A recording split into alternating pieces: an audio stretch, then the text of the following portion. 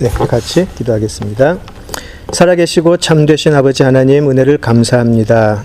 오늘도 저희들 하나님의 말씀을 공부하고 연구하고 또 하나님의 말씀을 같이 헤아리기 위해서 이 자리에 모였습니다. 하나님, 우리들에게 하나님께서 필요하신 대로 말씀을 통해 말씀하여 주시고, 우리들 각자에게 어떻게 우리들의 삶을 재정비해야 할지, 어떻게 우리가 하나님께 더 가까이 갈 수 있을지 고민하며 함께 하나님의 말씀을 나눌 수 있게 하여 주시옵소서. 오직 성령께서 이 자리에 함께 하여 주셔서 성령이 가르쳐 주시는 하나님의 온전한 뜻의 나눔 되게 하여 주시옵소서. 예수님 이름으로 기도드립니다. 아멘. 예, 2주 만에 모이게 됐는데요. 우리 먼저 본문을 한번 읽어볼까요? 예, 우리 오늘 본문 마태복음 5장 3절에서 5절 같이 읽겠습니다. 예, 마태복음 5장 3절에서 5절. 예, 같이 읽죠.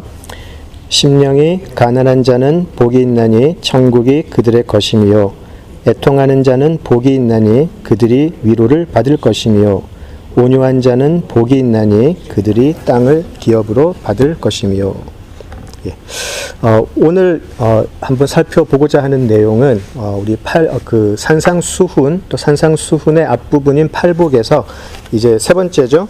온유한 자가 어떻게 하나님의 복을 받고 땅의 유업을 받는가, 여기에 대해서 한번 나눠보려고 합니다. 우리 지난 모임에서도 제가 잠깐 여쭤보았는데요. 다시 한번 제가 여쭤볼게요.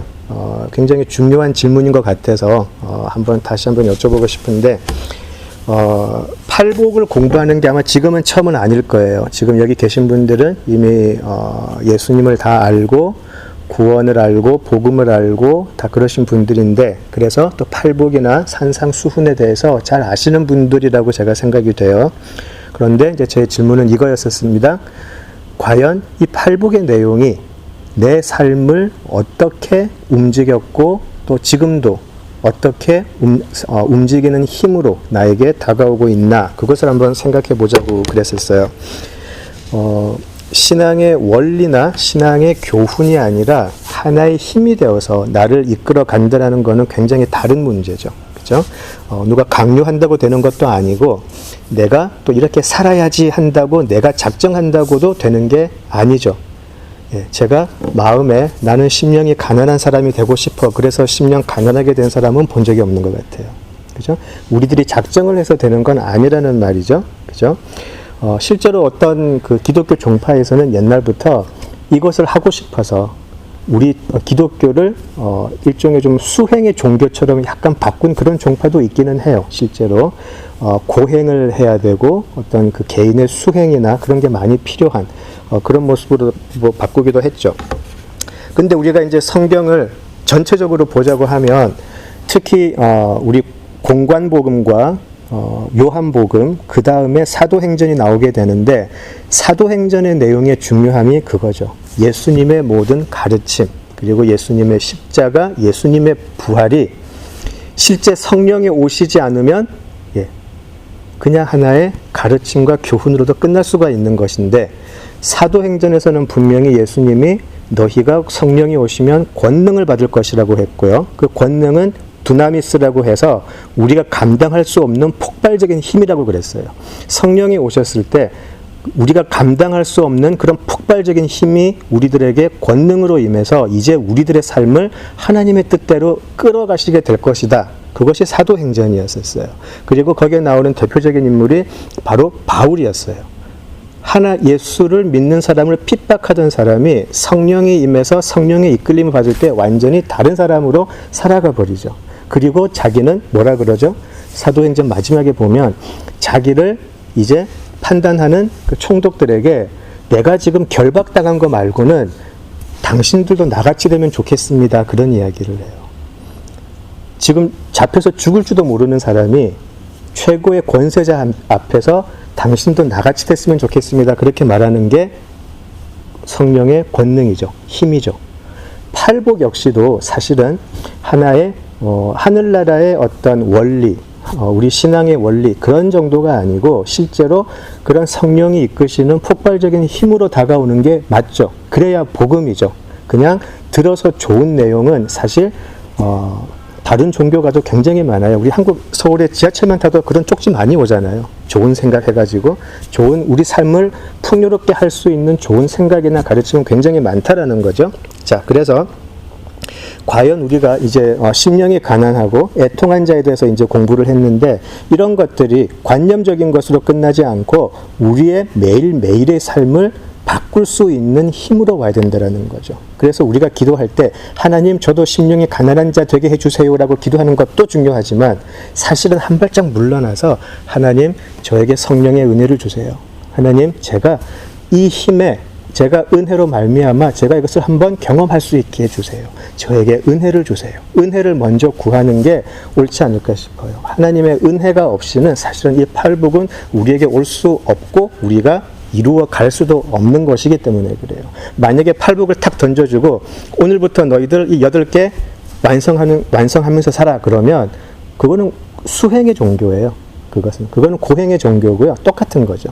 우리 신앙은 그런 게 아니라는 것이죠.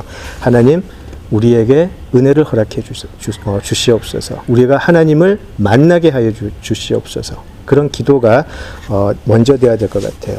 우리가 2주 전에 지난 마지막에 이제 그 애통하는 자에 대해서 했었을 때 제가 끝을 좀 못 냈었어요. 끝을 못 냈는데 개인적으로 저는 이번에 그 지난 2주 전에 했던 애통하는 자를 준비하면서 굉장히 좀 많이 반성이라 그럴까요? 굉장히 제 자신에게도 굉장히 좀 도전이 되었던 부분이었던 것 같아요. 애통한다라는 그 내용이. 애통함의 그 성경에서 나오는 애통함 그리고 애통하는 자에게 왜 그 많은 복 중에서 하나님은 하나님의 위로를 허락하셨을까? 그 어떤 그 하나님이 말씀하시는 위로라는 것은 어떤 것일까? 거기에 대해서 우리가 얘기를 하면서 특별히 우리가 조심해야 될 것은 우리가 이제 이 애통해하는 심령을 가진다고 하지만 자꾸 우리 내면 속으로 깊게 들어가는 것은 조심하자 그랬어요. 우리에게 하나님께서는 너희들 안에서 뭘 치유해주고 뭘 고쳐주고 그렇게 하는 게 아니고 하늘의 위로를 너희들에게 얹혀주겠다라고 하죠. 그래서 성경은 이렇게 보시면 특히 시편을 보시면 이런 표현이 많이 나와요. 하나님의 오른팔로 덮으시고 하나님의 날개로 덮으시고 예수의 옷을 입혀주시고 그런 표현이 굉장히 많이 나오잖아요. 그게 뭐냐면 우리 복음은 우리 내면 속에서 찾아내는 게 아니고 그래서 도통하는 게 아니고 외부에서 올 수밖에 없다라는 거죠. 그게 심령이 가난한 자가 깨닫는 것이라 그랬어요. 내가 어떻게 해도 나는 구원에 이를 수 없는 사람이구나. 나는 하나님 앞에서 멸망할 수밖에 없는 사람이구나를 깨닫는 게 영적으로 파산한 심령이 가난한 자라고 그랬어요. 그래서 이 사람은 이제 자기 안으로 들어가지 않아요. 오히려 밖에서 오는 천지를 지으신 하나님의 은혜를 구하는 것밖에 없음을 알게 되는 거죠. 그게 애통하는 자에게 임하는 하나님의 위로라고 했어요. 자, 그러면 그 하나님의 위로가 어떻게 임하나? 물론 우리의 감정적으로 뭐 슬플 때 뭐 소망을 주시고 희망을 주시고 그런 것이 있겠지만 근본적으로는 애통해하는 자에게 주시는 하나님의 위로는 바로 하나님 자신의 오심이었죠. 인간에게 오심이었어요. 그죠? 자, 그래서 그 하나님의 위로는 바로 육신이 되어서 이 땅에 오심이었는데 이것이 가장 잘 묘사가 되어 있는 부분이 요한계시록에 나와요. 그래서 한번 찾아보도록 하죠. 요한계시록 5장이에요. 저하고 성경 공부를 자주 하신 분은 또 거기 그러실 거예요. 굉장히 중요한 부분이라서 한번 보도록 하겠습니다. 요한계시록 5장으로 한번 가보겠습니다. 이 요한계시록 5장은 제가 예전에 천상의 예배와 지상의 예배를 비교할 때 한번 썼던 사용했던 본문이에요. 그런데 오늘은 이 본문을 천상의 예배, 지상의 예배 이렇게 보지 말고 팔복의 렌즈로 한번 봤으면 좋겠어요. 자, 요한계시록 5장은 사도 요한이 반모섬에서 이제 장차 일어날 종말의 모습을 계시로 받은 기록이죠. 그죠? 자, 그런데 지금 5장의 배경은 바로 이렇게 돼요. 이제 하나님께서 이제 이 모든 역사의 끝에서 이제 하나님께서 일하실 일이 이제 이 두루마리에 적혀 있어요. 하나님의 모든 약속의 성취가 이제 이 두루마리가 펴지면서 이제 이루어질 거예요. 우리 하나님을 믿고 섬기는 자들에게 이제 모든 것이 성취되는 가장 최고 하이라이트의 지금 순간 앞에 서 있는 거죠. 자, 그런데 문제가 생겼어요. 그 누구도 심지어는 하늘에 있는 천사들까지도 이 두루마리를 열 자가 없더라는 거죠. 이제 사도 요한은 그렇게 인내하고 그렇게 고생하고 하면서 버텨왔던 그 신앙의 여정의 제일 끝에 와 있는데 이제 이 두루마리만 펼쳐지면 이제 모든 것이 역전이 되어서 하나님의 나라가 완전히 이루어지는 것을 보게 되는데 그것을 열 사람이 하나도 없더라는 거예요. 심지어는 하늘에서조차. 그래서 사도 요한이 어떻게 되어 있죠? 1장 1절에서 4절을 한번 보겠습니다. 요한계시록 5장 1절에서 4절입니다. 내가 봄에 보좌에 앉으신 이의 오른손에 두루마리가 있으니 안팎으로 썩고 7인으로 봉하였더라. 또 봄에 힘있는 천사가 큰 음성으로 외치기를 누가 그 두루마리를 펴며 그 인을 떼기에 합당하냐 하나 하늘 위에나 땅 위에나 땅 아래에 능히 그 두루마리를 펴거나 보거나 할 자가 없더라. 그렇게 되어 있죠. 자, 그래서 그 두루마리를 펴거나 보거나 하기에 합당한 자가 보이지 아니하기로 내가 크게 울었더니 라고 되어 있어요. 그리고 영어를 보시면 이게 그냥 cry가 아니고 weep 했다고 되어 있죠. wept bitterly라고 되어 있어요. 애통하는 자의 모습이에요. 하나님의 약속의 성취 앞에서 애통해하는 자의 모습이에요. 하나님의 뜻이 이제 완전히 이루어져야 하는데 이것을 펼 자가 없어요. 이 사람은 애통해하고 있어요. 자, 그때 하나님의 위로가 어떻게 임하는지 한번 보죠. 5장 5절을 한번 보겠습니다. 하나님의 위로가 어떻게 임하는지. 장로 중의 한 사람이 내게 말하되 울지 마라. 유대지파의 사자 다윗의 뿌리가 이겼으니 그 두루마리와 그 7인을 떼시리라 하더라. 예. 이 애통하는 사도 요한에 대한 하나님의 위로는 울지 마라. 애통해하지 마라. 그죠? 유대지파의 사자 다윗의 뿌리가 이겼으니 그가 7인을 떼시리라. 그렇게 되어 있어요. 자, 그래서 12절을 보실까요? 12절. 큰 음성으로 이르되 죽임을 당하신 어린 양은 능력과 부와 지혜와 힘과 존귀와 영광과 찬송을 받으시기에 합당하도다 하더라. 예. 애통하는 자의 눈물이 이제 어린 양을 향한 찬양으로 바뀌어버렸어요. 그죠? 자, 애통하는 자에게 하늘의 위로가 임할 것이다 라는 것이 지금 요한계시록 5장에 그대로 나와 있어요. 그대로 나와 있어요. 자, 어떻게 생각하세요? 하나님이 우리를 진정 택하셨고 우리를 하나님의 백성으로 만드신다면, 그죠? 우리가 진짜 하나님의 은혜를 입은 자라면 하나님은 분명히 우리의 심령을 가난하게 하시고 애통해하게 하실 거예요. 자, 애통해하는 우리에게 어떤 것이 가장 큰 위로가 될까요? 무엇이 가장 큰 위로가 될까요? 한번 생각을 해볼까요? 물론 정답은 예수인데, 예, 솔직하게 생각을 하면 아닐 수 있다라는 거예요. 예수님도 좋은데 사실은 지금 내가 이 일이 좀 급하니까 이 일 먼저 좀 해결해 주세요가 분명히 있을 수 있다라는 거죠.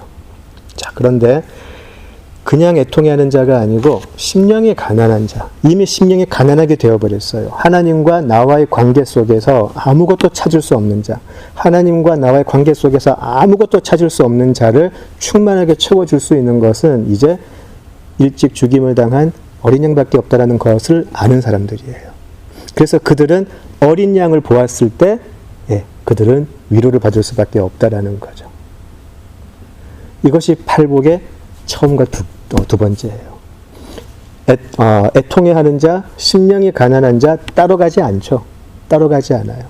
모든 것이 동시에 일어나요. 동시에 일어나요.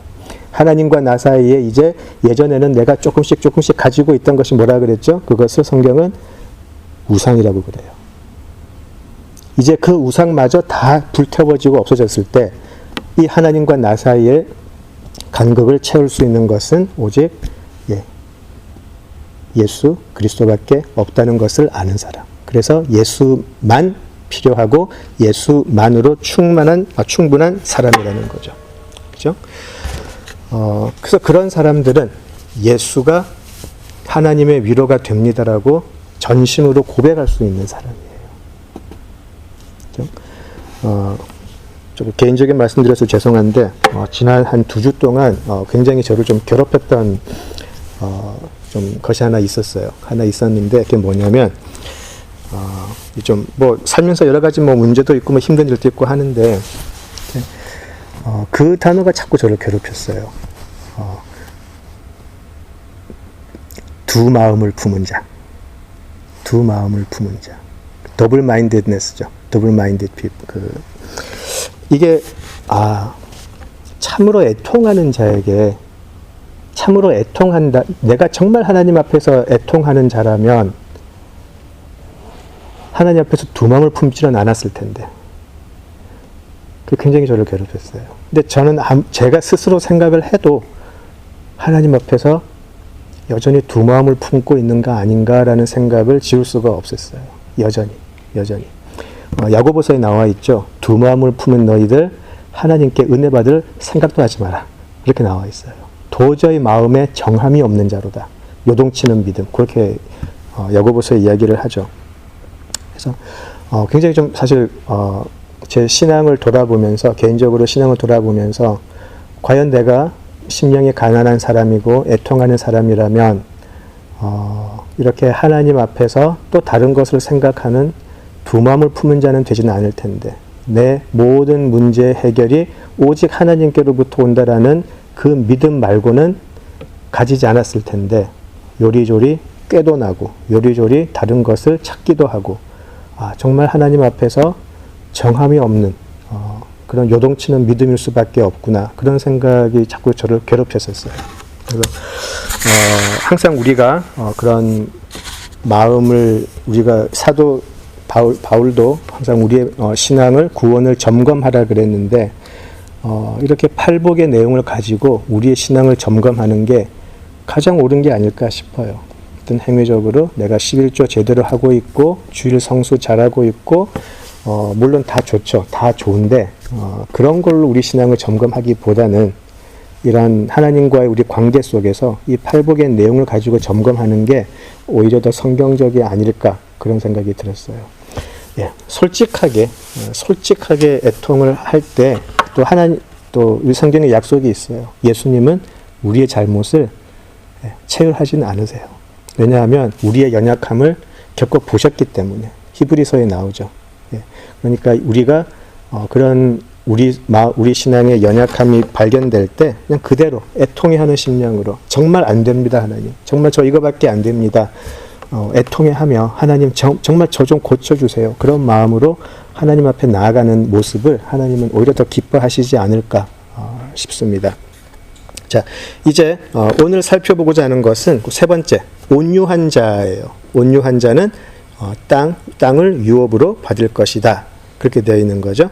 그죠? 자, 그래서 아까 조금 전에 말씀드린 것처럼 팔복의 그 내용의 그 사람들의 모습이 따로 떨어져 있지는 않아요. 제가 옛날에 이제 어떤 설교를 듣는데 이제 목사님이 그렇게 말씀하시더라고요. 어떤 분들은 애통해하는 거는 많은데 긍휼함이 좀 적으신 분들이 있고 어떤 분들은 화평케하는 그 은사가 있는데 이분이 좀 이렇게 뭐 의에 줄이고 목이 마르는 막 그런 모습은 좀 못 보인 것 같 그런 식으로 설교를 하신 걸 제가 들은 적이 있는데 그렇게 떼어내서 볼 건 아니에요.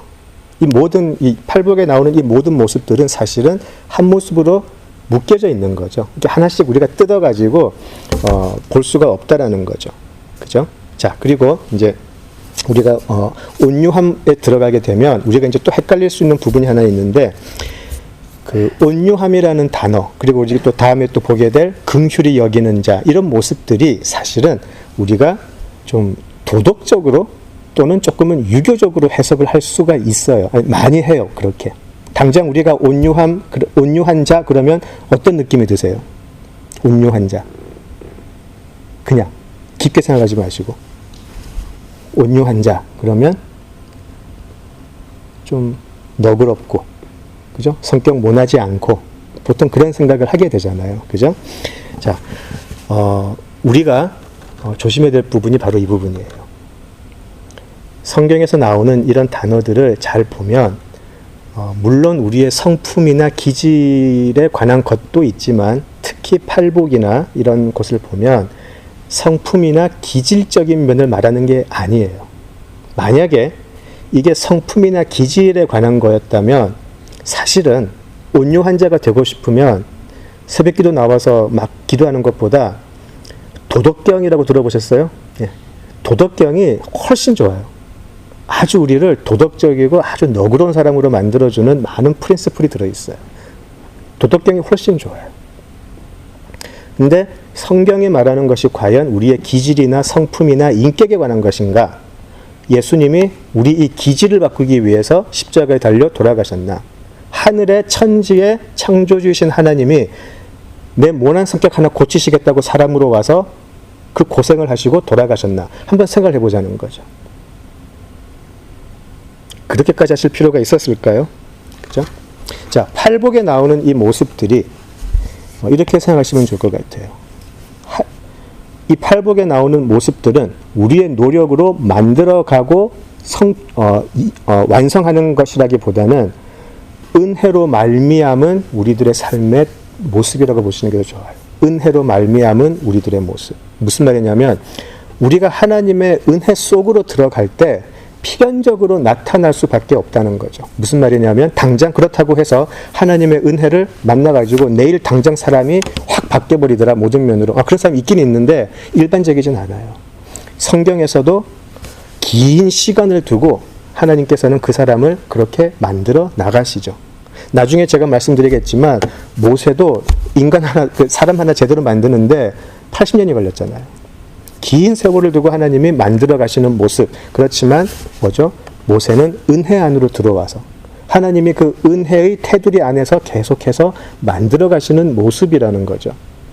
그러니까 우리가 이제 예수 믿었다고 해가지고 딴 사람한테 뭐 이렇게 할 수 없는 게 과정 속에 있는 거기 때문에요. 우리 모두가. 그러니까 우리 모두가 온유한 자 했었을 때 우리는 당장 온유하게 된다. 이게 아니고 온유하는 사람으로 만들기 위해서 하나님은 일을 이제 시작하실 거예요. 우리가 인내하면서 우리 스스로에게 좀 시간을 주자는 거죠. 물론 그것이 때로 많은 경우 고난으로 나타나지만 하나님은 우리를 그렇게 만들어 가신다라는 거죠.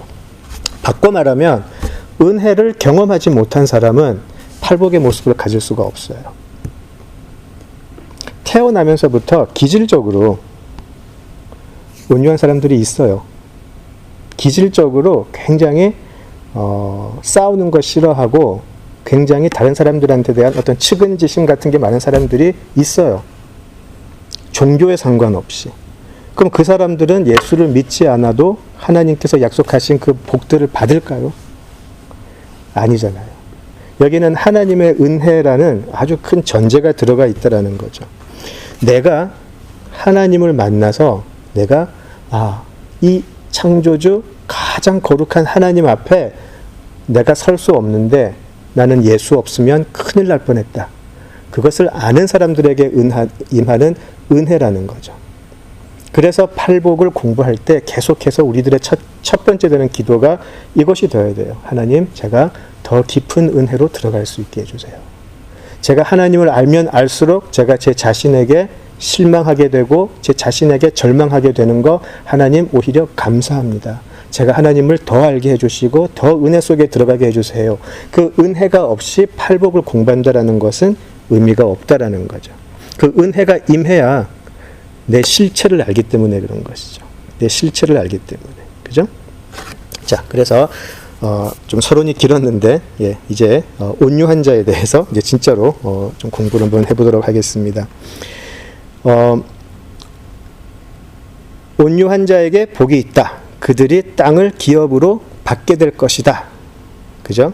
자, 온유한 거하고 땅을 유업으로 받는 것이 무슨 상관이 있을까요? 좀 어색하다는 생각해 보지 않으셨어요? 왜 온유한 사람에게 땅을 준다라고 약속을 하셨을까? 조금 이상하죠. 좀 어울리지가 않아요. 그죠? 그래서 우리는 이것을 쉽게 알 수 있어요. 온유한 자, 또 땅, 이런 것들이 지금 우리가 보는 현상, 우리가 보는 이 세상 속에서의 의미가 아니라는 것은 쉽게 알 수가 있죠. 그죠?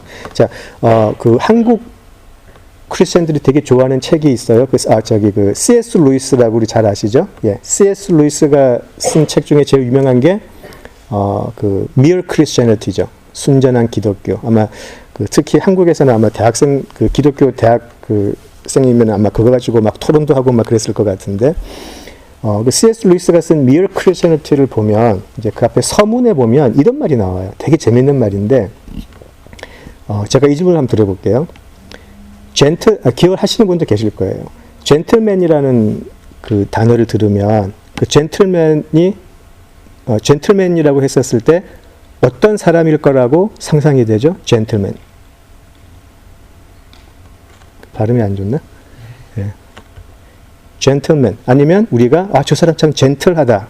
그렇게 할 때. 우리가 떠오르는 이미지가 있죠. 그죠? 굉장히, 좀, 뭐라 그래야 되나요? 굉장히 매너 있고, 그죠?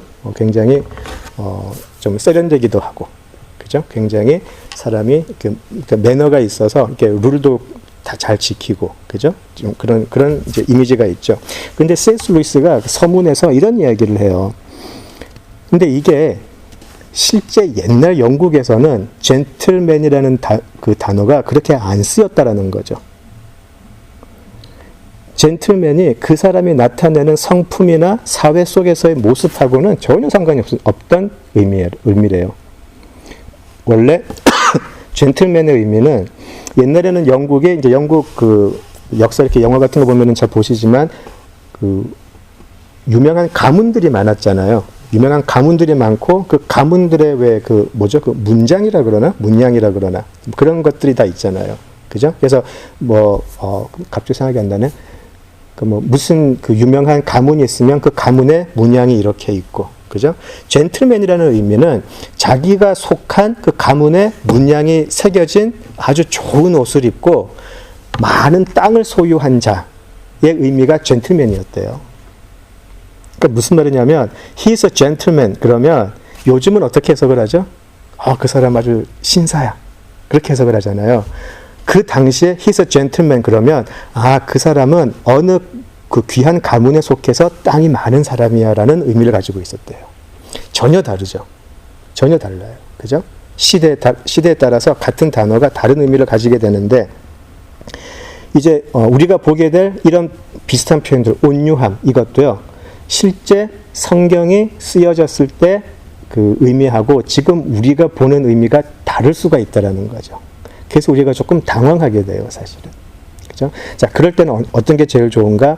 같은 단어들이 성경 속에서 어떤 의미로 쓰여졌는가를 찾는 게 사실은 제일 좋아요. 제일 안전하고요. 자, 이 온유라는 표현은 성경에 많이 나와요. 성경에 많이 나오는데 이 온유함의 이 헬라어적 원어를 보면 이런 뜻이 있어요. 가난하다.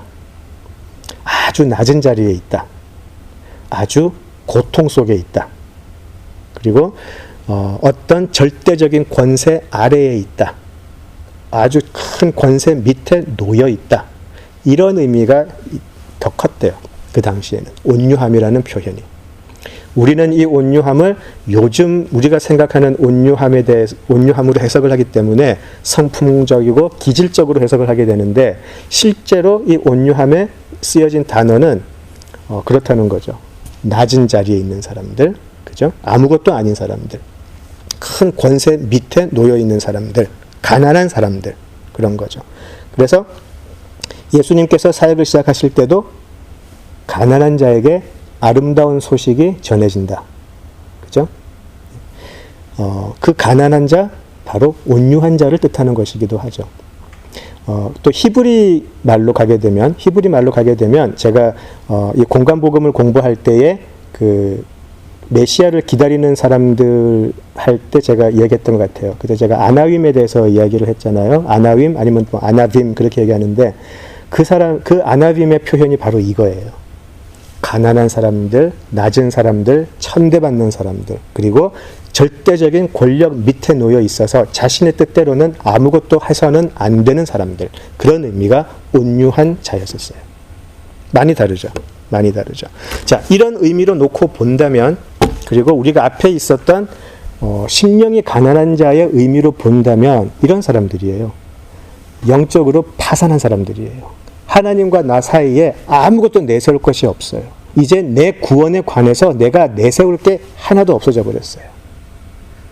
그리고 나는 하나님 앞에서 내가 어떤 처분을 받아도 나는 할 말이 없습니다라고 완전히 포기한 상태에 있는 사람들이에요. 그러면서 하나님, 나는 아무것도 아니니까 이 인생 하나님 마음대로 하세요. 이게 온유한 자라는 거예요. 이전에는요, 뭔가 내가 나서가지고 하나님 앞에서 뭔가 하나님의 나라를 위해서 뭔가 막 일도 많이 하는 것 같고, 나 같은 사람들은 구원받아도 되지. 내가 한 3대가 아니고 뭐 4대, 5대, 6대 뭐 그 믿음의 가문의 집에서 태어나가지고 내가 이 정도면은 괜찮은 믿음의 사람이지. 이런 소리 못한다라는 거죠. 내가 진짜 하나님을 만나니까 내 실체가 드러나는데 나는 아무것도 아니다. 나는 하나님이 나를 영원의 형벌에 처해도 나는 할 말이 없는 존재다. 그것을 알아서, 그래서 심령이 가난한 자가 되어서 하나님 마음대로 하세요. 하나님의 뜻대로 이 인생 이끌어 가세요. 저는 그냥 따라갈게요 하는, 그렇게 하는 사람의 모습이 바로 온유한 자의 모습이라는 거죠.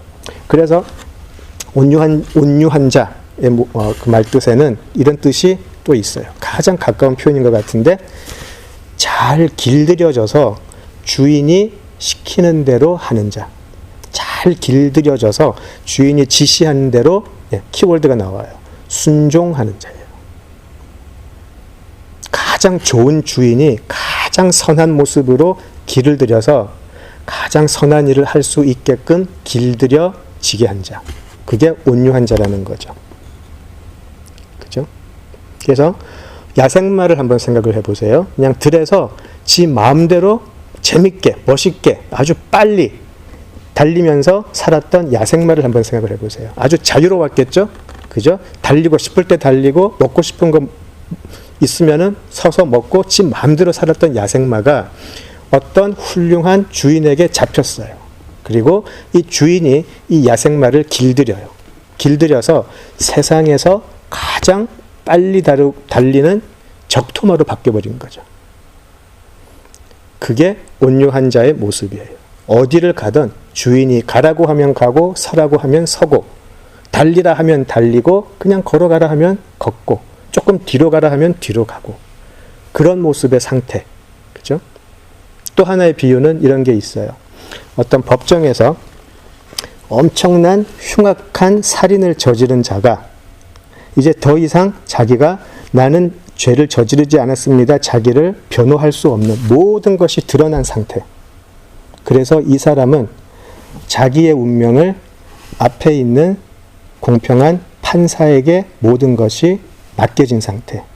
그래서 앞으로의 내 인생은 저 판사의 결정에 모든 것이 달려 있어서 그 판사만 이렇게 쳐다보고 있는 모습. 그런 것을 온유한 자의 모습이라고 그래요. 그게 성경적인 온유한 자의 모습이에요. 아무것도 내가 내 삶에 주관할 수 없는 자리까지 나아간 것. 그래서 내 삶을 완전히 그 권세자에게 맡겨버리는 것. 그런 거죠. 자, 이게 잘 이해가 되신다면 심령이 가난한 자와 애통하는 자, 또 온유한 자는 한 가지라는 걸 알 수가 있어요. 떼어서 이해할 수가 없는 거죠. 그죠? 그래서 이 팔복의 사람들은 이렇게 하나님을 제대로 만나고 은혜를 입어서 은혜로 말미암아, 우리가 하는 게 아니고 은혜로 말미암아 나타내게 되는 모습이라는 거예요. 그렇죠? 자, 그래서 이제 성경에서 이 온유한 자가 어떻게 또 표현되어 있는지 한번 좀 점검을 하면 좋겠어요. 한번 성경이 온유한 자라고 표현한 사람이 있는데 혹시 기억이 나시나요? 힌트는 구약에 있어요. 온유한 자.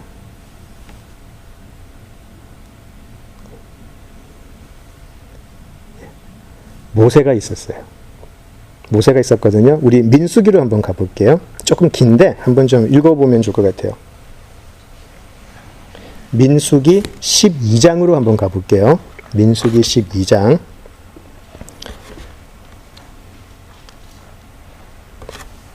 민수기 12장 1절에서 8절인데요. 한번 읽어보죠. 좀 이거 쭉 길지만 좀 읽어보는 게 아마 좀 이해하실 수가 있을 것 같아요. 민수기 12장 1절에서 8절입니다.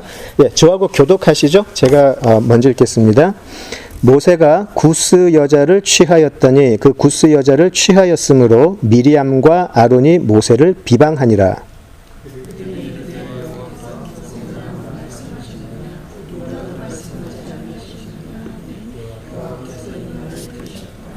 이 사람 모세는 온유함이 지면의 모든 사람보다 더하더라.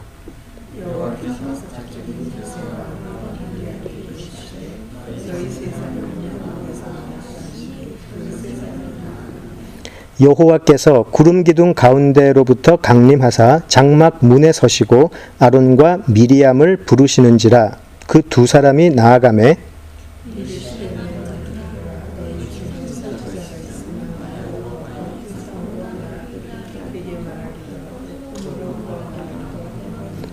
내 종 모세와는 그렇지 아니하니 그는 내 온 집에 충성함이라.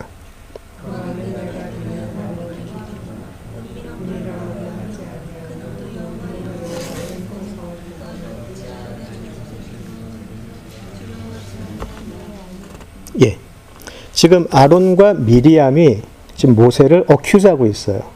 그죠? 그 어큐즈하는 내용은 모세가 구스 여자를 취했다라는 거죠. 그죠?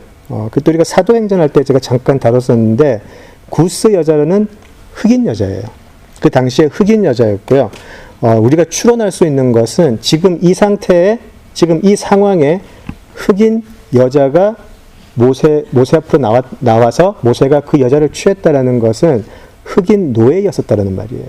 이 여자가 신분이 흑인 노예를 지금 모세가 취했다는 거죠.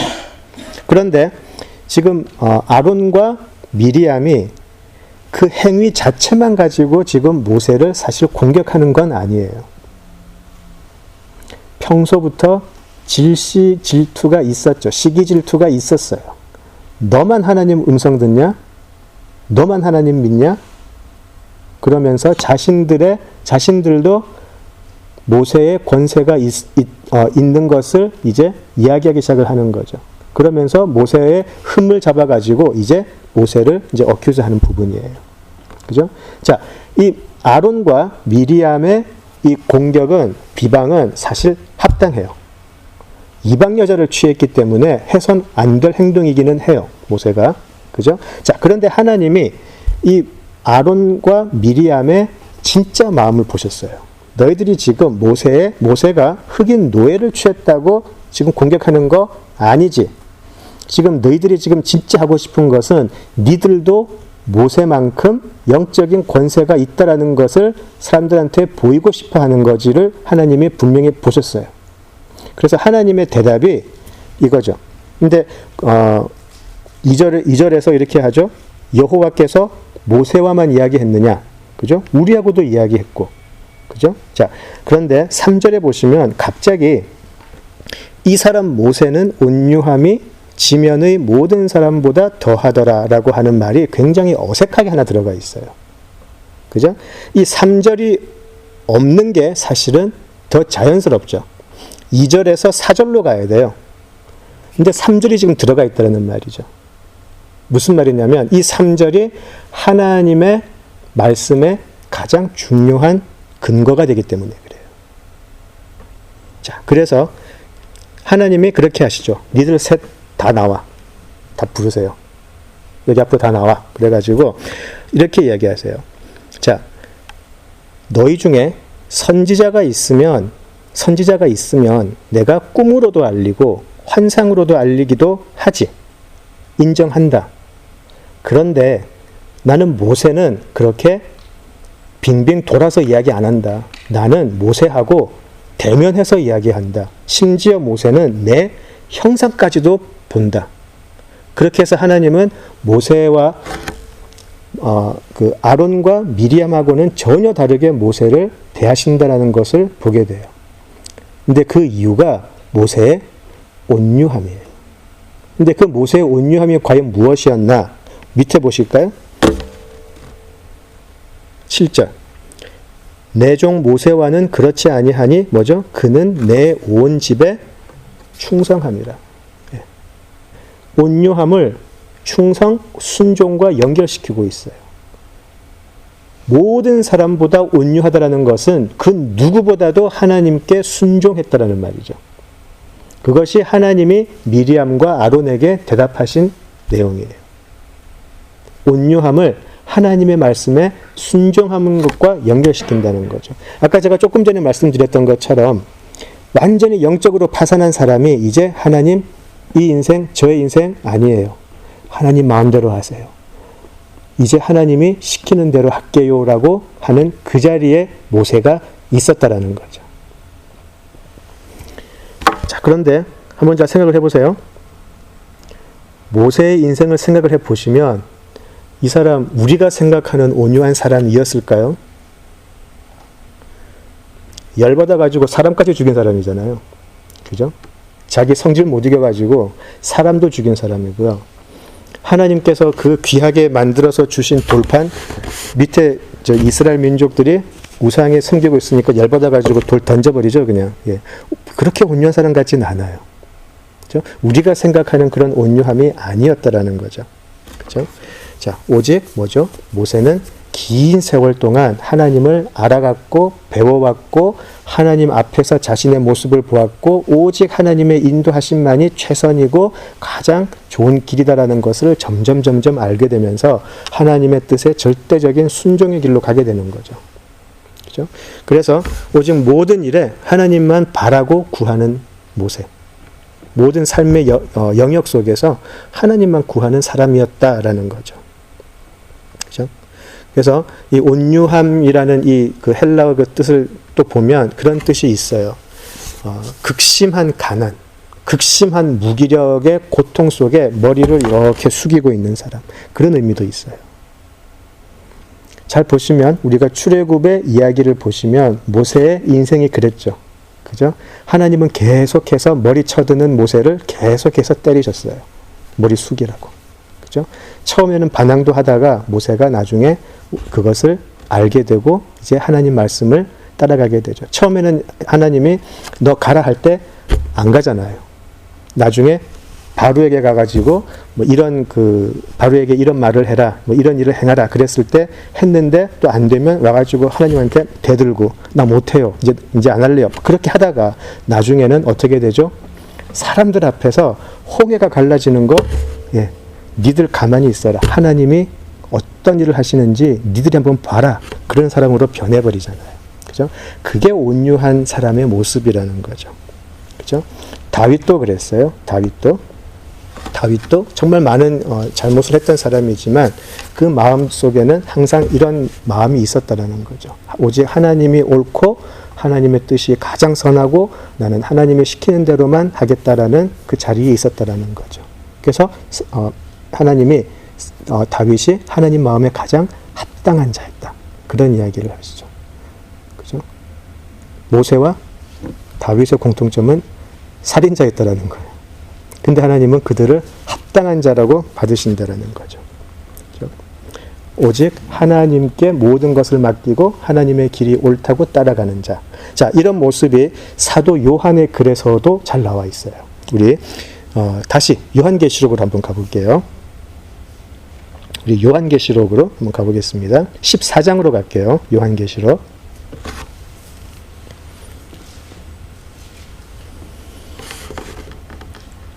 이렇게 사도 요한의 글들을 보면 양에 대한 이야기가 굉장히 많이 나와 있어요. 사도 요한은 아마 예수님하고 다니면서 이 양에 대한 비유가 그렇게 좋았었나 봐요. 계속해서 나오는데 여기도 양의 비유가 나오거든요.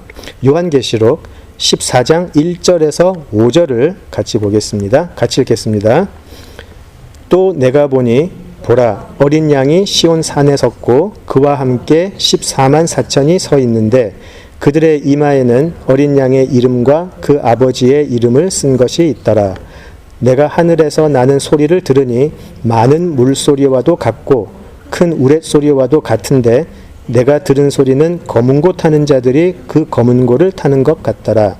그들이 보좌 앞과 내 생물과 장로들 앞에서 새 노래를 부르니 땅에서 속량함을 받은 14만 4천 밖에는 능히 이 노래를 배울 자가 없더라. 이 사람들은 여자와 더불어 더럽히지 아니하고 순결한 자라 어린 양이 어디로 인도하든지 따라가는 자며 사람 가운데서 속량함을 받아 처음 익은 열매로 하나님과 어린 양에게 속한 자들이니 그 입에 거짓말이 없고 흠이 없는 자들이더라. 예, 종말론적인 모습에서 구원받은 자들의 모습이에요. 여기 14만 4천이 나오는데 예, 그 신천지가 말하는 거 엉터리라고 제가 다른 성경 공부에서 자세히 한번 말씀드린 적이 있어요. 예, 구원받은 자들의 모습이에요.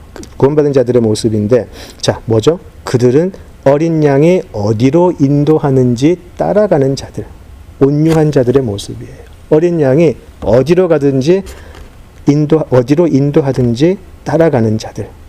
예, 이들이 예, 구원받은 자들의 모습, 팔복의 은혜를 입은 자들이다라는 것이죠. 내 인생의 주인이 되지 않고 내가 내 인생을 이끌어 가지 않고 어린 양이 이끄는 대로 인도하는 그대로 따라가는 자들, 온유한 자들의 모습이에요. 자, 이제는 요한계시록에서 우리 요한복음으로 가볼게요. 요한복음 10장으로 가볼게요. 요한복음 10장 26절, 27절을 한번 볼게요. 요한복음 10장 26절에서 27절을 보겠습니다. 너희가 내 양이 아니므로 믿지 아니하는도다. 내 양은 내 음성을 들으며 나는 그들을 알며 그들은 나를 따르느니라. 예, 마찬가지예요. 예수님의 양이 아니면 예수님이 뭐라 그래도 듣지 않죠. 내 뜻대로 살죠. 그런데 예수님의 양은 예수님의 목소리를 알아듣더라는 거죠. 알아들을 뿐만이 아니고 시키는 대로 하더라는 거죠. 그게 예수님은 내 양이다 라고 이야기하세요. 내 양은 내 목소리를 알고 내가 이리로 가자 그러면 이리로 가고 저리로 가자 그러면 저리로 가고 그렇게 하더라는 거죠. 그죠? 그것이 온유한 자들의 모습이에요. 그래서 어떻게 할까요? 세상인 우리한테 그렇게 이야기하겠죠? 예수쟁이들은 예수에 미쳤다고 하는 예수쟁이들은 예수가 너무 좋아서 예수가 저리 가자 그러면 거기로 쭈르륵 가고 예수가 아니 거기 가지 마 그러면 너무 좋은 길인데도 그냥 안 가고 저 사람들은 저기로 가면 고생할 거 뻔한데 찬양하면서 막 따라가더라. 도저히 말도 안 되는 길인데 저 사람들은 좋다고 가더라. 어쩔 때는 저 길로 가면은 흥할 것 같은데 예수가 가지 말라 그랬다고 그 자리에서 꼼짝도 않고 서 있더라. 세상은 그렇게 얘기하겠죠. 저는 그런 얘기 좀 들어봤으면 좋겠습니다. 그런 얘기 좀 들어봤으면 좋겠어요.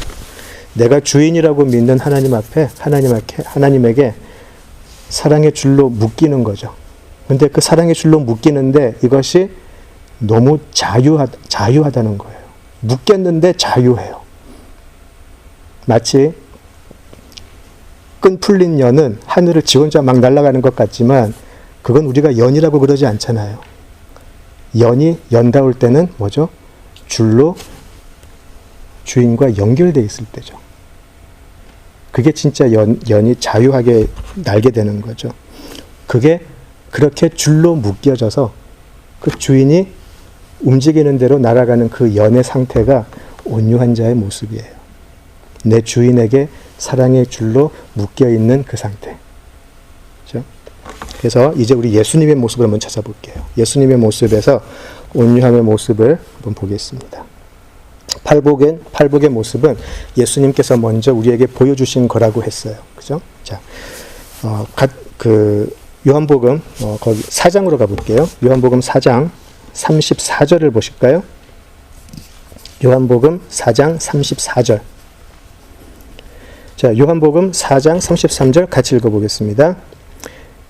예수께서 이르시되 나의 양식은 나를 보내신 이의 뜻을 행하며 그의 일을 온전히 이루는 이것이니라. 예.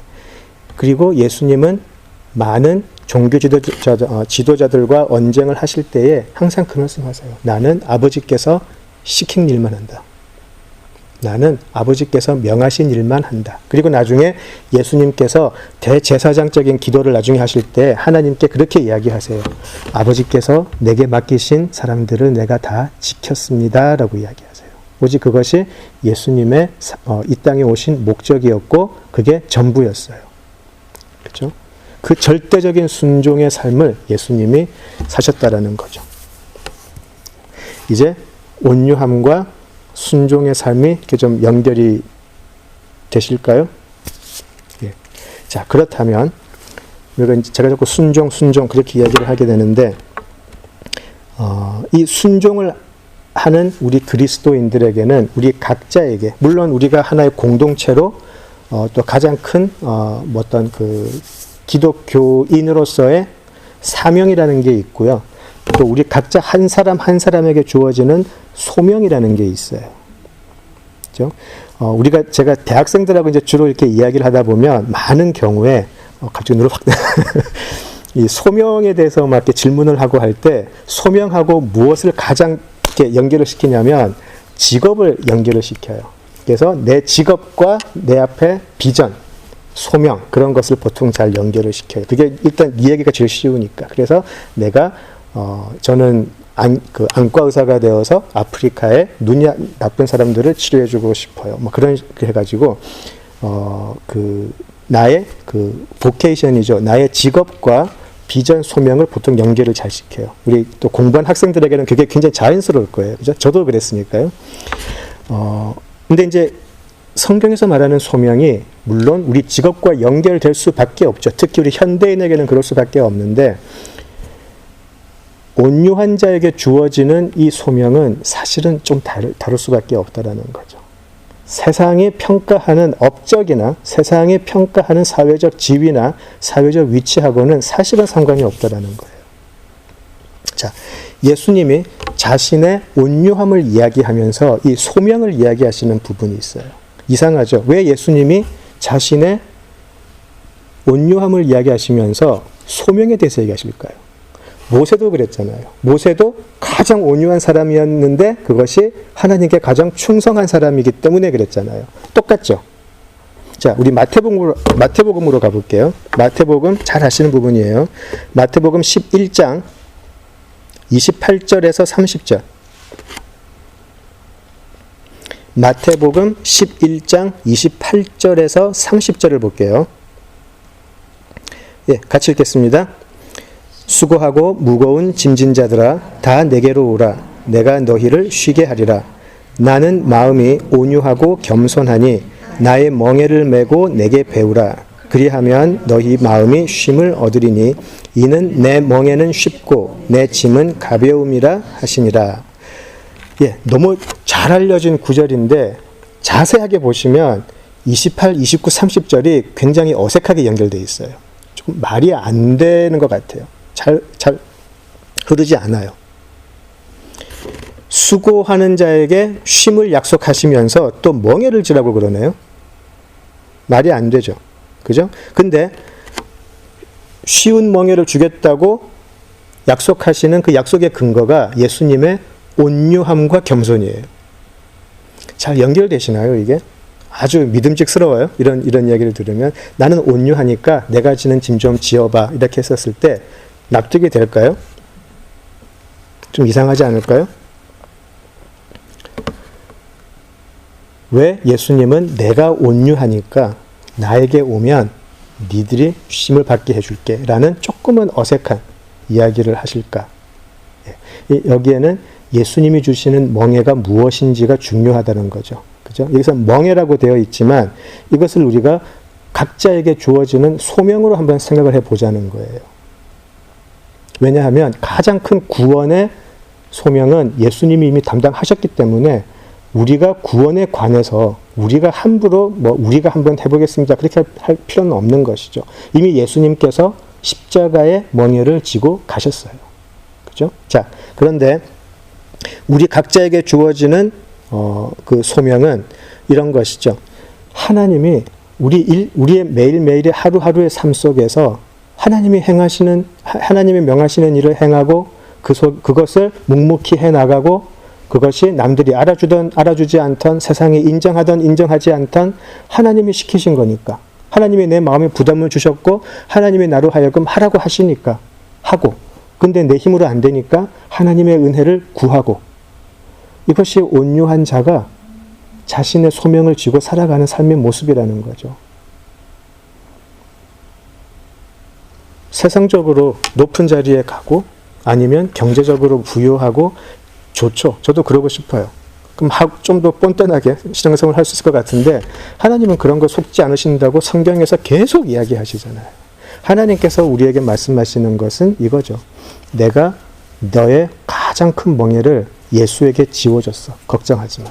다만 니들은 하루하루의 삶 속에서 내가 성경을 통해서 말씀을 통해서 주는 거 잘 행하고 그 속에서 오직 나의 은혜만 구하고 그것을 해나가는 거라는 거죠. 물론 그 가운데에서 좀 더 구체적인 일들이 일어날 수는 있겠죠. 그건 우리 사람들마다 다르기 때문에 모르겠어요. 예전에 혹시 최춘선 할아버지 다큐멘터리 보신 적 있으세요? 팔복이라고 하는? 없어요? 다음에 한번 그거 봐야 되겠네. 예, 그거 한번 봐야 되겠다. 거기 보면은 그 최춘선 할아버지가 그런 얘기를 해요. 소명은 유명한 얘기인데 각자. 예. 심지어 제 와이프하고 저도 소명이 다를 수 있다라는 거예요. 근데 그 소명이 어디 나가서 큰 일을 하고 이런 소명이 아니라 각자에게 주어진 하나님의 명하심은 다를 수 있다라는 거죠. 그것을 우리는 말씀을 통해서 알고 따라 나가는 거예요. 거창하고 세상에서 인정받는 그런 거 아니고요. 그냥 하나님이 내 삶의 가장 귀한 가치입니다. 인정하고 하나님이 내 전부입니다. 내 인생 다 드려도 후회 없습니다라고 말하는. 그래서 그냥 그 길로 그냥 어린 양이 가자고 하는 대로 따라가는 그 소명의 삶, 그게 예수님은 쉼이라고 그래요. 내가 너희들에게 쉬게 하리라. 그게 우리에게 쉼이 된다라는 거예요. 기쁘지 않으세요? 그죠? 그래서 저는 어떤 목사님이 정말 그 목사님의 삶은 제가 사람이 저런 삶을 살아낼 수 있을까 하는 정도의 고통을 사신 분이세요. 특히 그분은 병이 하여튼 수십 가지를 달고 사신 목사님인데 제가 그 목사님의 이제 설교를 한번 들어본 적이 있는데 이 온유한 자에 대해서 너무나 명확하게 이렇게 정의를 내리신 게 있어서 제가 인용을 해서 그분이 말씀하시는 온유한 자는 내 꼬라지를 아는 자. 예, 그거였어요. 확 와닿지 않으세요? 내 꼬라지를 아는 자. 예. 내 꼬라지를 아는 자가 영적 지혜가 있는 자다. 그렇게 얘기하시더라고요. 저는 거기에 아멘 했어요. 예, 내 꼬라지를 아는 자. 세상에 어떠한 타이틀이나 어떠한 배경도 나를 디파인 할 수 없어요. 오직 하나님의 은혜만이 나로 하여금 나되게 한다. 근데 꼬라지를 아는 자인 거죠. 그래서 온유하고 반대되는 표현은 이런 표현이 있어요. 목이 곧은 백성, 목이 뻣뻣한 백성. 그게 온유함의 반대 표현이에요. 그리고 교만한 자. 그게 헬라어에서 온유한 자의 반대되는 개념이에요. 하나님의 뜻을 알고 싶어 하지도 않고 알았다고 해도 따르고 싶은 마음 실제로는 없어요. 오직 모든 것을 숨은 내 의도로 내 삶을 살아가려고 하는 자들, 그런 자들이 온유한 자의 반대라는 거죠. 그래서 믿지 않는 자들은 말할 것도 없고요. 믿는 자들 속에서도, 믿는다고 하는 사람들 속에서도 사실은 온유한 자의 모습을 하는 것 같지만 사실은 목이 곧은 백성들이 있다라는 거죠. 말하고 나니까 제가 굉장히 좀 그런데 그래서 내 영적 무지를 알고 아무 능력이나 소망이 없음을 알고 오직 하나님만이 나를 구원해 내실 수 있다. 그것을 인정하는 자. 그래서 내 인생의 모든 처분을 하나님께 맡기는 자. 그런 사람을 온유한 자 이렇게 이야기를 하죠. 자, 이제 그럼 그런 온유한 자에게 왜 하나님은 하고 많은 복 중에 땅을 유업으로 주겠다고 하셨을까? 그게 이제 질문이 되는 거죠. 우리가 성경이 지금 말하는 온유함의 의미가 기질적이고 성품적이 아닌 거라고 이제 지금까지 이야기를 했어요. 그래서 따라서 땅을 유업으로 준다는 것도 영적인 의미다라는 것을 쉽게 알 수가 있죠. 그죠? 기질적으로 온유하고, 제가 기질적으로나 성품적으로 온유한 자, 그러면 사실 저는 제 어머니가 제일 생각이 나요. 우리 며느리도 인정할 거예요. 예, 굉장히 온유해요. 저희 어머니 성격이. 타고난 성격이 되게 온유하신 분이세요. 근데 저희 어머니하고 땅은 별로 상관이 없거든요. 너무 온유하셔가지고 자기 땅도 빼앗기셨어요. 너무 온유하셔가지고. 예, 땅 안 주어지던데요. 그죠? 그런 의미가 아닌 것이죠. 지금 예수님이 여기서 말씀하시는 온유한 자가 땅을 받게 된다는 성경에 처음 나오는 말이 아니에요. 우리 시편에서 한번 찾아볼게요. 우리 시편 37편으로 가보겠습니다. 시편 37편. 시편 37편 11절. 예, 같이 읽겠습니다. 그러나 온유한 자들은 땅을 차지하며 풍성한 화평으로 즐거워하리로다. 그렇게 되어 있어요. 예, 예수님이 하신 말씀이에요. 온유한 자들은 땅을 차지한다. 그죠? 이게 나와 있어요. 자, 그러고 또 앞으로 가볼까요? 우리 시편 25편으로 한번 가볼게요. 시편 25편 12절에서 14절 같이 읽어볼게요. 25편 12절에서 14절 같이 읽겠습니다. 여호와를 경외하는 자 누구냐? 그가 택할 길을 그에게 가르치시리로다. 그의 영혼은 평안히 살고 그의 자손은 땅을 상속하리로다. 여호와의 친밀하심이 그를 경외하는 자들에게 있으며 그의 언약을 그들에게 보이시리로다. 예, 여호와를 경외하는 자, 하나님의 그 온유한 자들이에요. 하나님을 두려워하고 하나님의 뜻대로 행하는 자들이 누구냐? 예, 그들의 자손이 땅을 뭐죠? 유업으로 받을 것이다. 상속하리로다. 나와 있어요. 그래서 이 온유한 자들에게 땅이 약속되는 것은 사실 예수님이 처음 말씀하신 건 아니에요. 시편에 나와 있고, 우리가 신명기를 이렇게 읽으면 구약을 살아가는 사람들에게 가장 큰 축복은 사실 땅을 차지하는 거였었어요. 모든 하나님의 약속은 땅을 차지하고 땅을 회복하고 지경을 넓히고, 이것이 하나님의 축복의 가장 큰 모습이었던 거죠. 땅을 차지하는 것이 굉장히 중요했었어요. 그죠?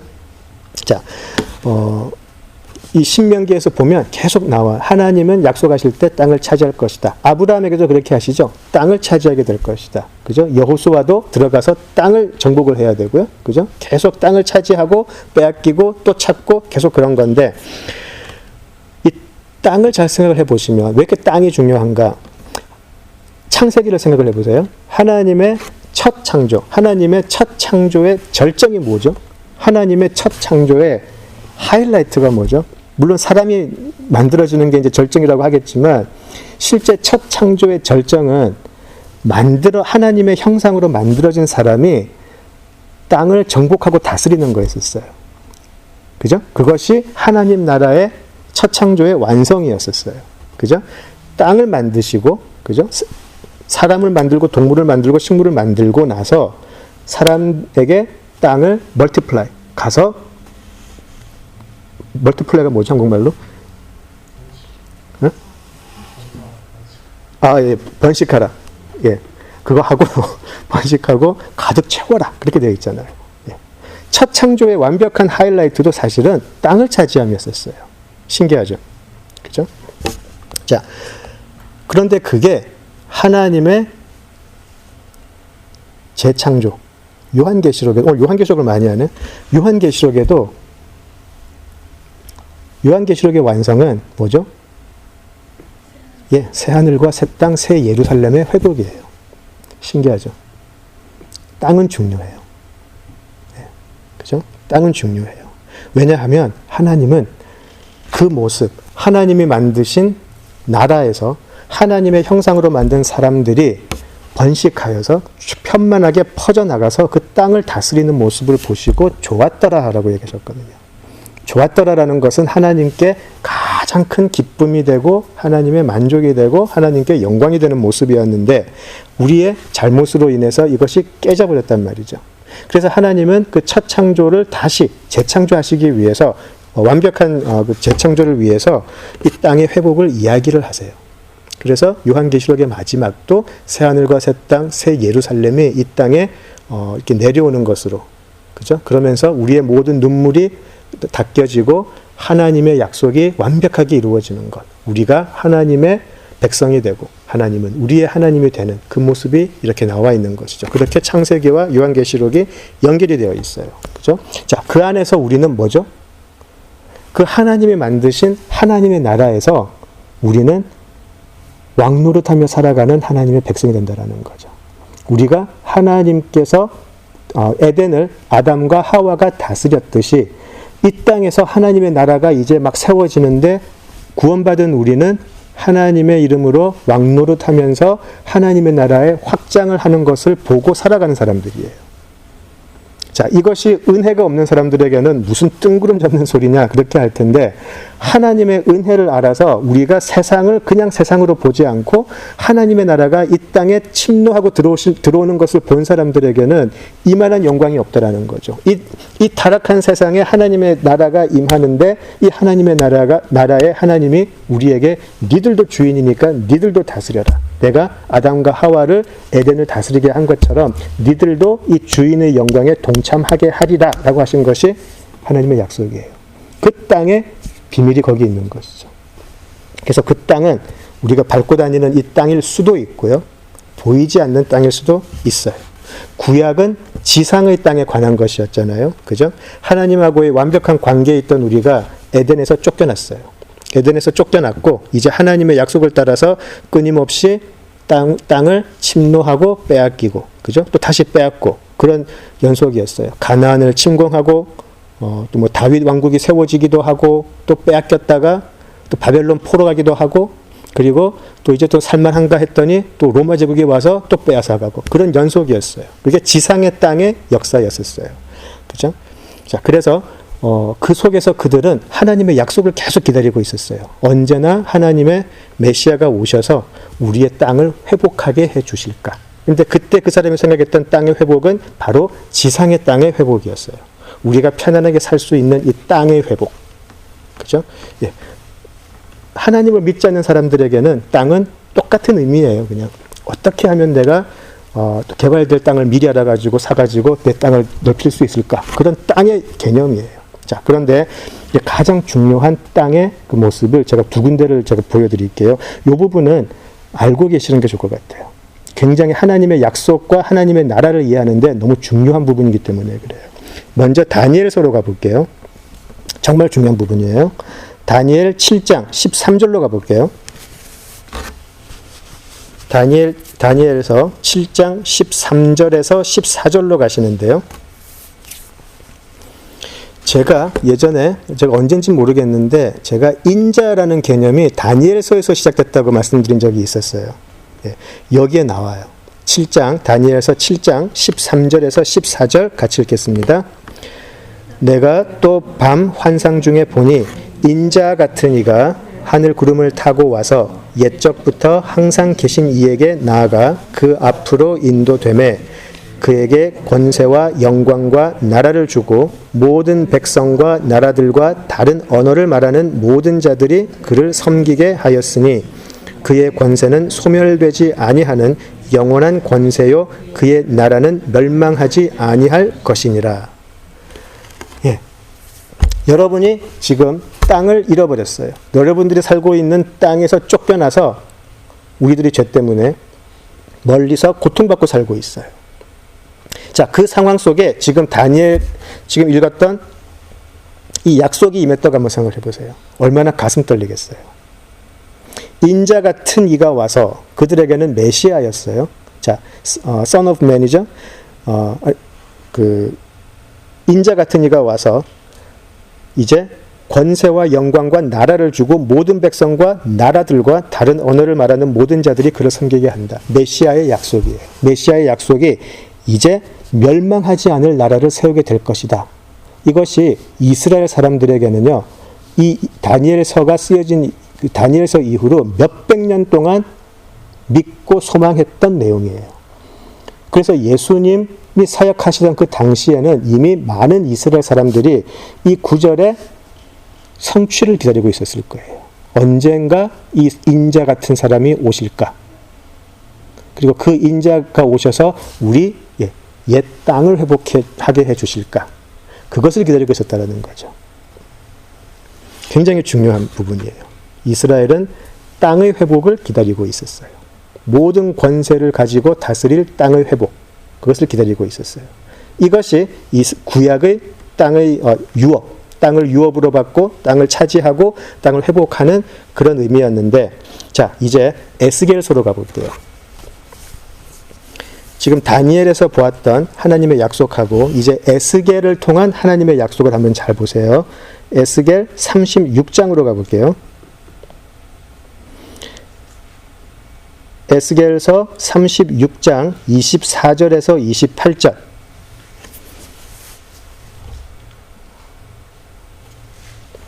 잘 아시는 부분이에요. 자, 24절에서 28절 같이 읽겠습니다. 내가 너희를 여러 나라 가운데에서 인도하여 내고 여러 민족 가운데에서 모아 데리고 고국 땅에 들어가서 맑은 물을 너희에게 뿌려서 너희로 정결하게 하되 곧 너희 모든 더러운 것에서와 모든 우상 숭배에서 너희를 정결하게 할 것이며 또 새 영을 너희 속에 두고 새 마음을 너희에게 주되 너희 육신에서 굳은 마음을 제거하고 부드러운 마음을 줄 것이며 또 내 영을 너희 속에 두어 너희로 내 율례를 행하게 하리니 너희가 내 규례를 지켜 행할지라.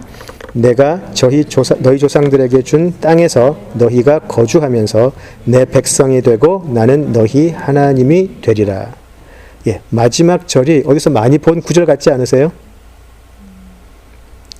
이 약속의 성취가 어디서 이루어지죠? 요한계시록에 그대로 나와요. 요한계시록에 이제 이 모든 것이 끝났을 때 하나님이 하시는 말씀이 바로 이 말씀이세요. 그래서 에스겔서하고 요한계시록은 굉장히 같이 가는 부분이 많아요. 에스겔을 통해서 말씀하신 하나님의 약속들이 이제 요한계시록에서 이루어지는데, 자, 여기 잘 보시면 땅의 회복, 또 땅이 유업으로 주어지는 이유가 나와요. 왜 하나님은 땅을 회복하게 하시나? 그냥 그 사람들이 다른 이방을 다스리게 하기 위해서, 이스라엘이 가장 이 세상에서 뛰어난 민족이 되게 하기 위해서 이스라엘 사람들이 바랐던 건 그거였죠. 근데 여기서는 하나님이 땅을 준다, 땅을 유업으로 준다라는 의미가, 그 이유가 다르다라고 이야기하세요. 자, 방금 읽었던 부분 중에서 26절을 보시면 새 영을 너희 속에 두고 새 마음을 너희에게 주겠다라고 되어 있어요. 이것이 땅의 회복의 우선되는 조건이에요. 하나님은 그냥 땅을 주시는 게 아니고 너희들에게 새 영을 주겠다라고 얘기하시고요. 그리고 28절을 보시면 내가 너희 조상들에게 준 땅에서 너희가 거주하면서 내 백성이 되고 나는 너희 하나님이 되리라. 땅을 회복하게 하시는 이유는 너희를 내 백성이 되게 하고 내가 네 하나님이 되게 하기 위해서. 이스라엘 사람들이 생각했던 것과는 다른 이유였었어요. 자, 무슨 말이냐? 이제 오늘 우리가 읽었던 팔복으로 돌아가 볼게요. 온유한 자가 땅을 유업으로 받는다라고 하는 것은요, 팔복의 은혜를 입은 사람들이 뭐죠? 하나님의 백성이라고 인정해 주기 위해서 하나님은 땅을 주시겠다라는 거예요. 나에게 순종하는 자, 네 인생의 주권을 주장하지 않고 네 인생의 주권을 하나님께로 준 너에게 이제 뭐죠? 너는 내 백성이야 라고 인정해 주신다라는 거예요. 그게 땅을 유업으로 준다라는 의미가 되는 것이죠. 하나님이 우리의 하나님이 되어 주시는 그 은혜를 허락하겠다, 그 말인 거죠. 그냥 땅을 준다는 게 아니라 땅을 주겠다라는 거기에는 너는 내 백성, 나는 네 하나님. 이것을 내가 너희들에게 허락하겠다라는 것이에요. 그래서 요한계시록 21장 1절에서 7절을 보시면 이 지금 읽었던 구절이 다시 나와요. 제가 다 읽지는 않겠는데요. 그냥 한번 가볼까요? 요한계시록 21장으로. 오늘 요한계시록 되게 많이 하네. 예, 우리 요한계시록 21장에 가셔서 3절 보실까요? 요한계시록 21장 3절 마지막 부분을 보시면 이렇게 되어 있어요. 그들은 하나님의 백성이 되고 하나님은 친히 그들과 함께 계셔서 라고 나와 있어요. 예, 에스겔을 통해서 땅의 회복을 통해서 약속하신 그 약속이 지금 이루어지고 있어요. 그죠? 자, 그러면서 6절을 한번 보세요. 너무나 떨리는 선언이 나와요. 또 내게 말씀하시되 이루었도다 그렇게 얘기하세요. 이루었도다 그렇게 하세요. 나는 알파와 오메가요 처음과 마지막이라 내가 생명수 샘물을 목마른 자에게 값없이 주리니 그렇게 되어 있어요. 그죠? 이루었도다 라고 하세요. 이제 이 이루었도다 하나님을 믿고 가난한 심령으로 애통해하면서 온유한 자들에게 하나님이 땅을 유업으로 주시는 그 모습에 하나님이 이렇게 얘기하세요. 이루었도다. 예수님이 십자가에서 하신 말씀이기도 하죠.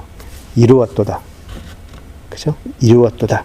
이제 하나님이 알파와 오메가라 그러셨잖아요. 그죠? 하나님의 첫 창조, 알파에서 이제 하나님의 종말, 이 세상의 종말, 타락한 세상의 종말, 오메가에서 외치는 하나님의 말씀이 다 이루었도다예요. 지금 오메가의 시간에서 외치시는 하나님의 말씀이라는 거죠. 자, 무엇이죠? 땅을 유업으로 주겠다. 온유한 자에게 땅을 유업으로 주겠다라는 것은 바로 이 오메가의 시간에 하나님이 하시는 일이세요. 오메가의 시간, 이 종말의 시간에 하나님이 땅을 주시면서 너는 내 나라의 백성, 나는 너의 하나님. 그것이 온유한 자에게 주어지는 복이다 라게 되는 거죠. 어떠신가요? 힘이 되시나요?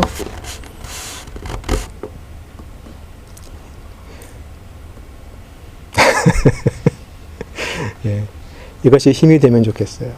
예, 우리는 부족하지만, 그죠? 우리는 부족하지만 부족하기 때문에 하나님을 더 의지할 수밖에 없으니까요. 우리는 부족하지만 하나님을 더 의지할 수밖에 없고, 우리는 초라하기 때문에 하나님을 더 의지할 수밖에 없고, 그래서 하나님은 우리를 더 기뻐하시고, 우리의 삶의 오메가의 시간에 하나님은 기쁘게 다 이루었다. 우리들 대신에 그렇게 이야기해 주실 거예요. 우리 삶의 오메가의 시간에 우리 모두 하나님께서 우리 삶을 보시면서 다 이루었도다. 그렇게 해주시면 좋을 것 같아요. 다 그런 은혜가 있으면 좋겠습니다. 자, 우리 성경 구절 한 구절을 읽으면서 마치면 좋겠는데요. 저는 시편에 기록된 여러 가지 사람의 모습 중에 가장 온유한 자의 모습을 잘 그리고 있다라고 개인적으로 생각하는 부분이 있거든요. 그래서 그 부분을 같이 읽으면서 오늘 온유한 자에 대한 나눔 마치도록 하겠습니다. 우리 시편 62편으로 가시죠. 시편 62편으로 가시겠습니다. 시편 62편의 내용이 사실은 다 그 온유한 자의 모습인데, 우리 오늘 5절에서 7절 같이 읽고 오늘 나눔 마치도록 하겠습니다. 62편 5절에서 7절 같이 읽겠습니다. 나의 영혼아 잠잠히 하나님만 바라라. 무릇 나의 소망이 그로부터 나오는도다. 오직 그만이 나의 반석이시요 나의 구원이시요 나의 요새이시니 내가 흔들리지 아니하리로다. 나의 구원과 영광이 하나님께 있으며 내 힘의 반석과 피난처도 하나님께 있도다. 아멘. 예, 기도하시죠. 하나님 은혜를 감사합니다. 오늘의 나눔 속에 하나님께서 우리를 향해 가지신 그 마음이 잘 전달되었기를 간구합니다. 하나님, 우리가 어떻게 우리를 향한 하나님의 구원의 손길을 다 깨달을 수가 있겠습니까? 우리 매일매일 살아가는 삶이 그 하나님의 사랑과 하나님의 인도하심을 조금이라도 더 알고 조금이라도 더 감사하며 조금이라도 더 열심히 따라갈 수 있는 그런 날들이 되기를 간구합니다. 참으로 좋으신 아버지 하나님의 그 은혜를 만끽할 수 있는 우리들 되게 하시고, 오직 우리는 가난한 심령의 사람이 되고 우리는 이 세상과 우리 자신에 대해 애통해 할 때 하나님의 위로를 받으며 우리의 온유함을 통해 하나님께서 주신 매일의 하루하루를 오직 하나님께서 시키시는 일, 명하신 일만 하며 은혜를 구하며 살아가는 하나님께서 보시기에 충성된 종으로 살아갈 수 있도록 우리와 함께하여 주시옵소서. 하나님, 우리가 공부하는 이 팔복의 내용이 그저 지식이 아닌 우리의 삶을 변화시키고 바꾸고 이끌어 나가는 힘이 될 수 있도록 함께하여 주시옵소서. 예수님 이름으로 기도드립니다. 아멘. 예, 우리